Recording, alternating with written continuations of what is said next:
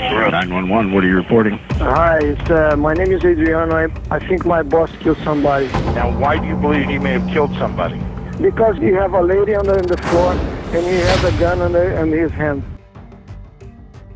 La voz que acaban de escuchar es la de Adriano de Souza, quien se desempeñaba como chofer del famoso productor musical Phil Spector, la noche en la que Lana Clarkson perdió la vida en su mansión.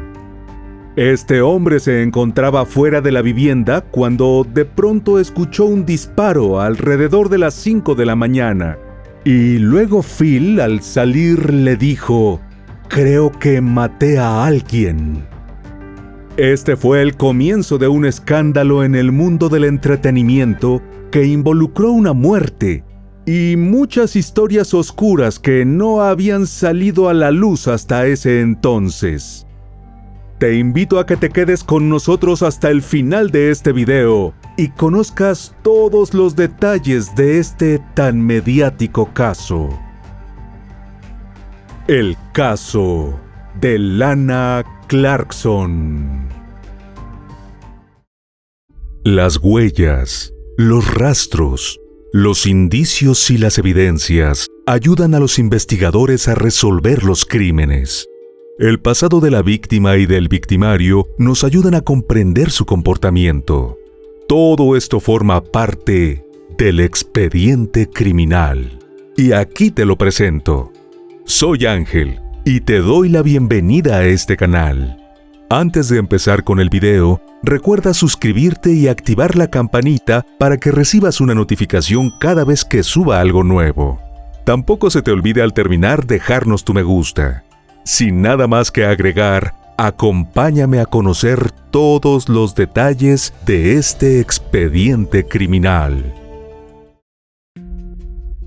Lana Clarkson nació el 5 de abril de 1962 en la ciudad de Long Beach, ubicada al sur de California en Estados Unidos. Era hija de Donna y James Clarkson, y tenía un par de hermanos llamados Jesse y Fawn. Lana pasó su niñez y realizó sus estudios de educación primaria en el condado de Sonoma, una zona montañosa rodeada de hermosas colinas, praderas y bosques, caracterizada por ser la región del vino de California. No obstante, siendo muy joven, su padre falleció, y tras este lamentable hecho que, por cierto, la afectó notablemente, durante la temporada navideña del año 1978, la familia decidió mudarse a Los Ángeles. Por ese tiempo, Lana se había graduado de la escuela y desde siempre sintió atracción por el mundo del entretenimiento. En consecuencia, tomó la decisión de estudiar artes. Esta mujer tenía todas las características para formar parte de la industria del espectáculo. Era rubia y muy hermosa, con muy buena figura. Medía 1,80 m, tenía piernas larguísimas y ojos claros, además de que sus allegados la describían como una persona estupenda, de espíritu aventurero, libre, alegre y confiada.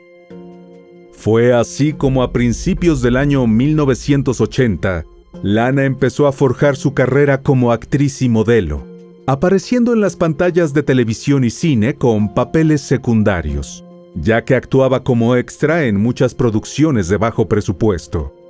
A la par, en ese mismo año, participó como voluntaria en más de una oportunidad en el proyecto Angel Food, una organización benéfica que se dedicó a entregar alimentos a personas que residían en Los Ángeles, contagiadas con el virus de inmunodeficiencia humana, conocido por sus iniciales VIH.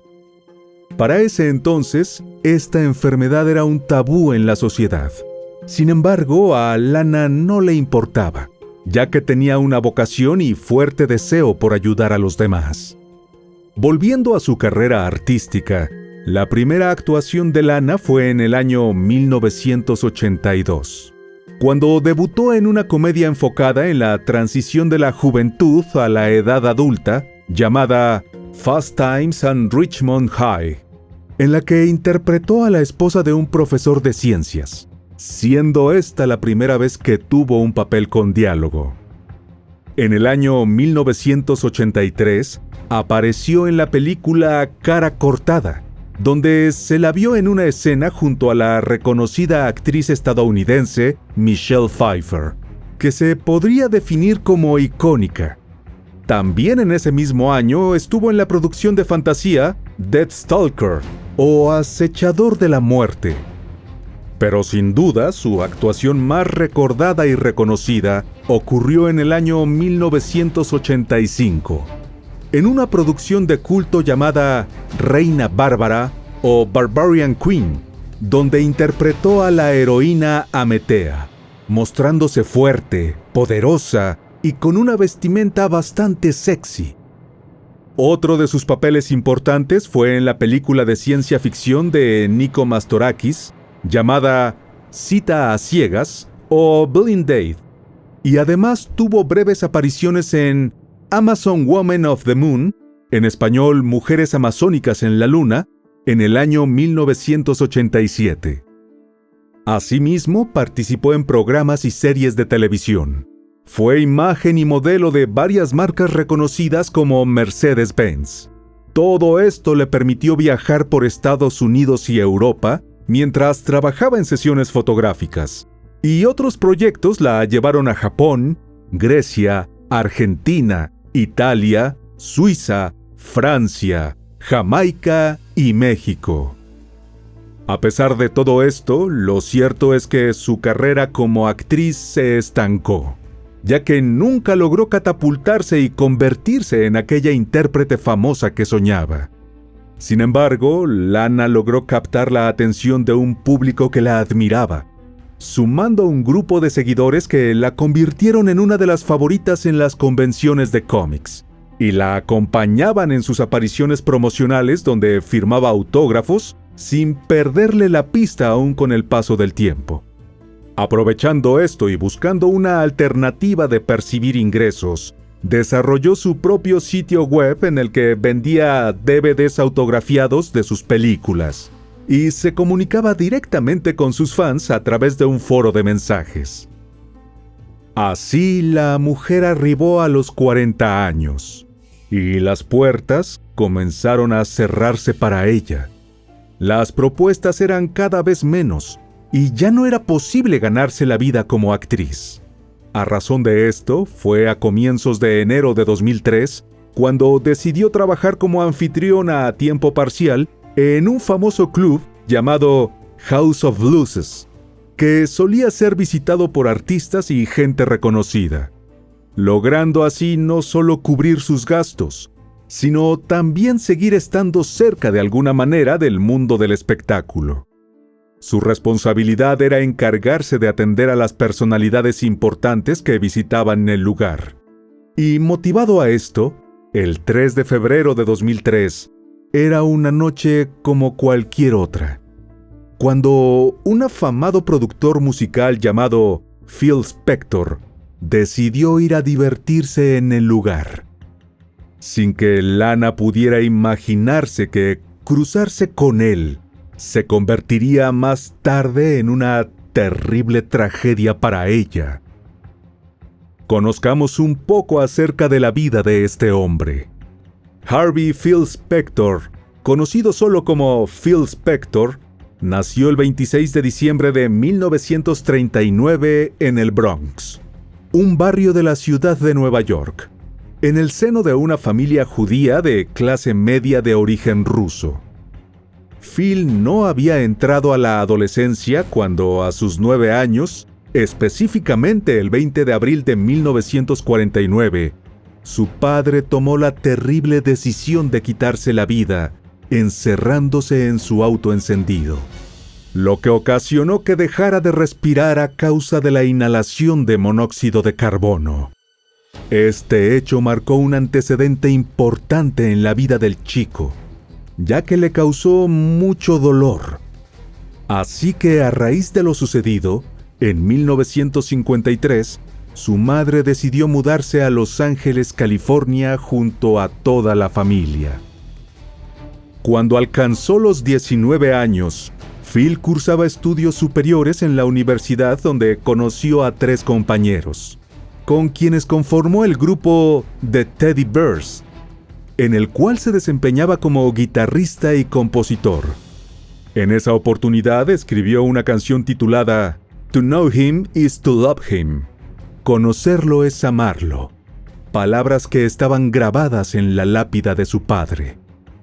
Dicho tema alcanzó un inesperado éxito, logrando posicionarse como el número 1 entre los 100 más populares de Billboard en diciembre de 1958. Pero luego de eso, compuso un par de melodías más que no llegaron a ser importantes. Así que en el año 1959, el grupo se disolvió. Después, Phil se aisló un poco y al tiempo volvió al negocio discográfico, pero en esta oportunidad dejó la composición a un lado y se dedicó a producir música, ya que logró reconocer que realmente eso era lo que le apasionaba. Así que en alianza con otros 2 productores, se sumó a la plantilla de Junior Records, y fue allí donde se convirtió en un hombre muy talentoso dentro de la industria. No obstante, en octubre de 1962, les compró todas las acciones para ser el único propietario. A partir de ese momento creó su propia marca llamada Phillies Records, a través de la cual compuso y produjo 21 singles, vendió 13 millones de copias y obtuvo 9 discos de oro, lo que lo llevó rápidamente a la cima, convirtiéndose en el propietario más joven de un sello discográfico en Estados Unidos. Así que con solo 21 años estaba percibiendo tantos ingresos que se volvió un joven millonario, con una fortuna que ascendía a más de $2 millones. En sus inicios como productor trabajó con Elvis Presley y Roy Peterson, entre otros cantantes de primer nivel, y fue el responsable de muchos éxitos. A partir de allí, trabajó con los más grandes músicos y bandas de aquella época. Pero el año 1963 fue quizás el más importante en toda su carrera, con la creación de The Ronettes, un grupo integrado por las hermanas Rooney, Stell Bennett, que luego sería su esposa, y su prima Nedra Talley. Dichas mujeres venían abriéndose camino en el mundo del espectáculo bajo el nombre de The Darling Sisters, las hermanas Darling. Pero Phil no solo cambió eso. El productor creó un novedoso efecto musical llamado Wall of Sound, o pared de sonido, donde superponía capas de instrumentos y voces para crear un sonido denso y envolvente. Este enfoque revolucionó la grabación musical y se convirtió en su sello distintivo, generando un gran revuelo y aún más reconocimiento para su carrera, convirtiéndose en un pionero y genio dentro de la producción, ya que esto rompió con lo común y cambió el mundo de la música para siempre. Fue así como a lo largo de su carrera produjo álbumes de grupos como Los Ramones y de solistas como Tina Turner, Cher, John Lennon y George Harrison. Estos 2 últimos fueron integrantes de los ya disueltos Beatles, quienes le pidieron que produjera un álbum con las grabaciones que habían quedado del disco llamado Get Back. Pero detrás de esta fachada, Phil tenía un lado oscuro y peligroso, que el dinero y la fama lograban aflorar eventualmente.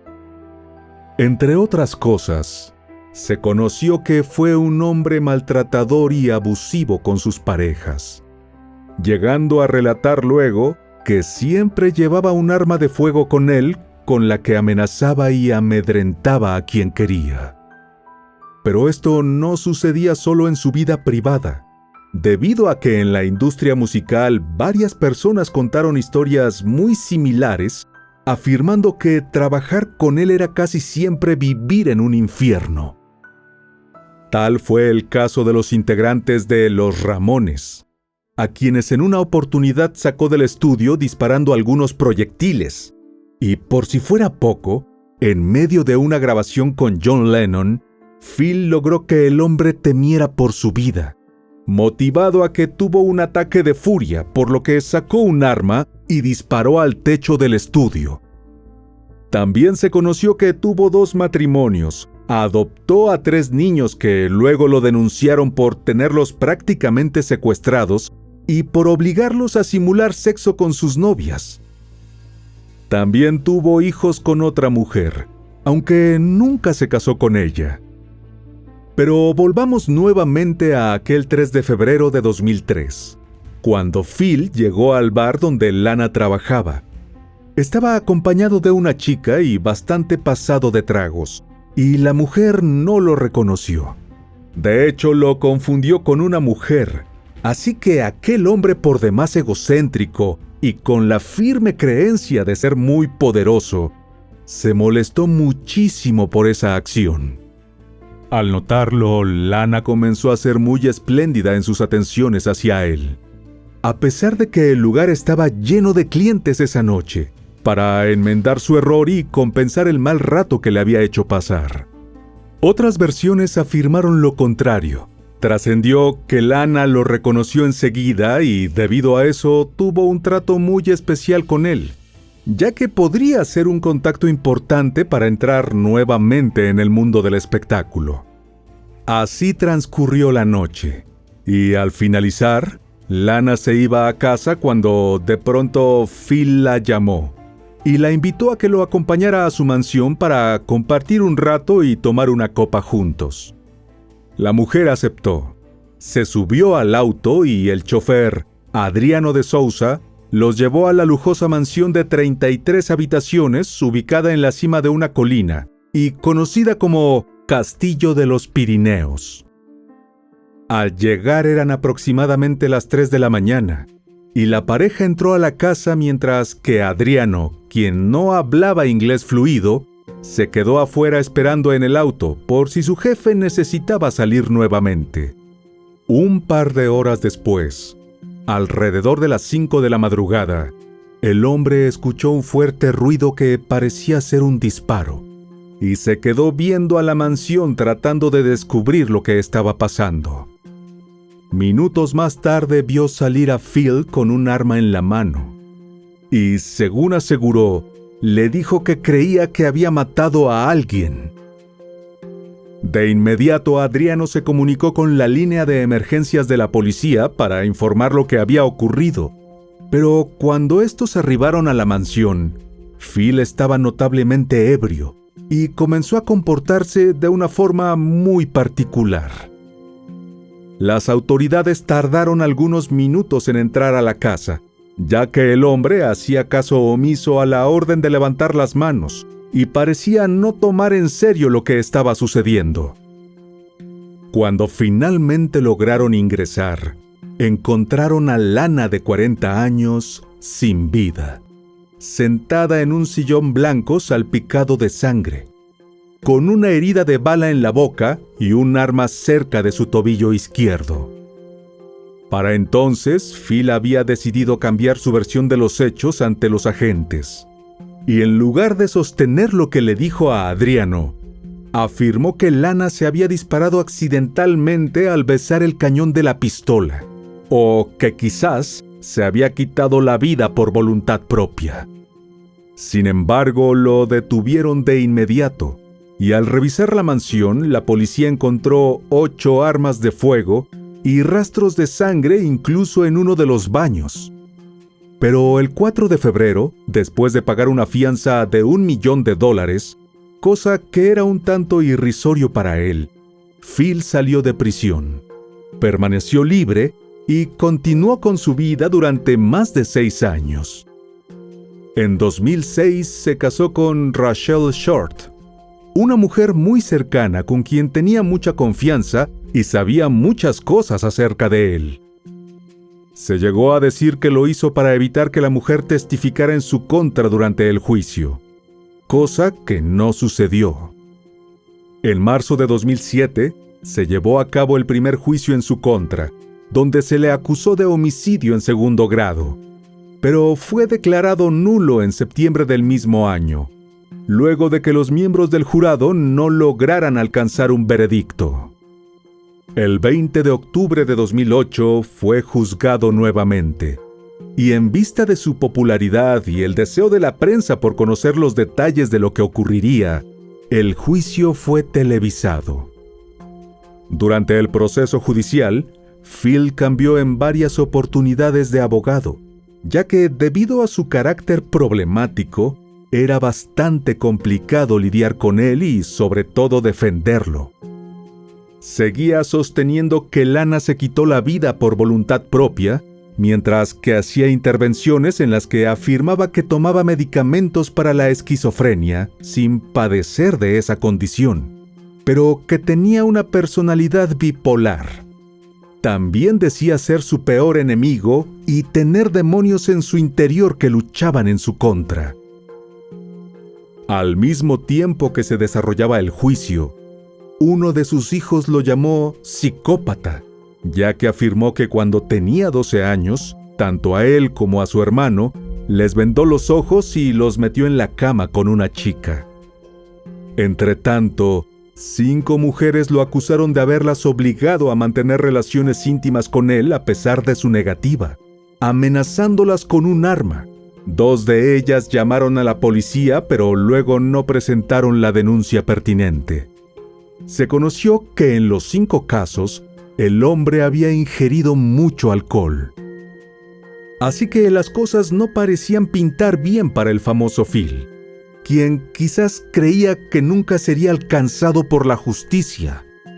Por supuesto, el testimonio clave y quizás más importante de todos fue el de Adriano, quien mantuvo su primera versión de lo ocurrido en relación con lo que dijo Phil luego de escuchar el disparo y salir de la mansión. Finalmente, tras 9 días de deliberaciones, la fiscalía resolvió calificarlo como un hombre muy peligroso, con un historial de jugar a la ruleta rusa con mujeres. Y fue así como el 29 de mayo de 2009, Phil Spector fue encontrado culpable y condenado a 19 años de cárcel sin libertad condicional. Según el corresponsal de una importante cadena de noticias, Phil escuchó la sentencia mostrándose impávido, sin moverse, hacer algún gesto ni pronunciar una sola palabra. Estando en prisión, le pidió el divorcio a su última esposa a través de una carta, ya que la acusó de estar gastándose su fortuna de $35 millones en ropa, viajes y autos de lujo, pero no llegaron a llevar a cabo el proceso. Además, siguió cultivando su fama aún detrás de las rejas, a través de entrevistas que concedió a varios diarios y revistas, en las que aparecía modificando su cara con diferentes anteojos e incluso pelucas para que lo fotografiaran así. El pasado 16 de enero de 2021, se conoció que Phil falleció a sus 81 años, presuntamente a causa de complicaciones por el virus que se convirtió en una emergencia sanitaria mundial, el cual se le había detectado 4 semanas antes. Y aunque fue transferido de urgencia desde su celda a un hospital al presentar problemas para respirar, no fue posible salvar su vida. Entretanto, en el año 2013, la cadena de televisión por suscripción HBO produjo una película de 92 minutos de duración, en la que el famoso actor Al Pacino interpretó a Phil. Este caso sin duda fue muy mediático en vista del enorme reconocimiento que tenía Phil dentro del mundo del espectáculo. Muchos que lo conocieron realmente con su terrible lado oscuro no se sorprendieron por lo ocurrido, mas sí lamentaron que un hombre tan brillante y talentoso terminara su vida de una manera tan triste. Y bueno, querido oyente, hasta aquí el caso de hoy. Te espero en otra entrega para que juntos analicemos todos los detalles de los más terribles crímenes de la historia. Nos vemos hasta el otro expediente criminal. ¡Adiós!